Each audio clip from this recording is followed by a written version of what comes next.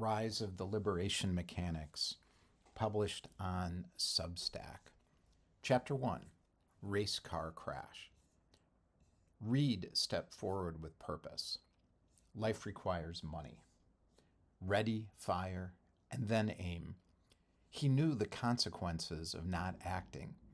Struggle, effort, and challenge, and a downward slide. The entrepreneur experiment fails. For some, a return to the matrix is possible. For Reed Lawrence, no way back exists. After years of playing this game, he grew tired. Stable didn't exist. Rises, falls, and transitions were his reality. He was an original creator and lifestyle designer before the terms existed. Without fail, what he thought turned into his reality. The pain of the transitions between these entrepreneur experiments was overcome by the excitement of finding the next wave to surf. In between destruction and elevation was a long void of nothing. This was financially and emotionally draining. He always found a way. Resourcefulness comes when feeling inadequate motivates action. That wasn't the problem. The issue was bigger. What was the point in any of this? Was there a better way to run a society?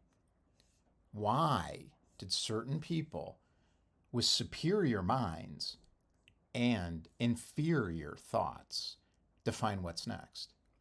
It made no sense to him that analytical organizers knew nothing about the experience of life, but got access to money and influence. Society rolled over as change rippled across all of its industries. What was crushed did need to transform. Old must wither and die. What doesn't work is replacing old with something worse. A divided society where strong beliefs and convictions overwhelmed creative intelligence and quality work. Opinion projectors now controlled the world.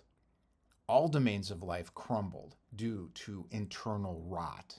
Media, education, and politics, notable examples. Bad mechanics everywhere. Creative products pushed to the side. Well-marketed, attractive characters risen to the top.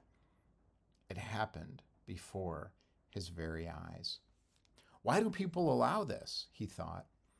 They could opt out of the mediocre instead of supporting its economic success. Was he now one of them? An opinion marketer focused on his KPIs rather than an original creator bringing quality into the world. Instead of forcing results, he sat down to watch for the next black swan hiding in the market. What's next always arrives when it's least expected.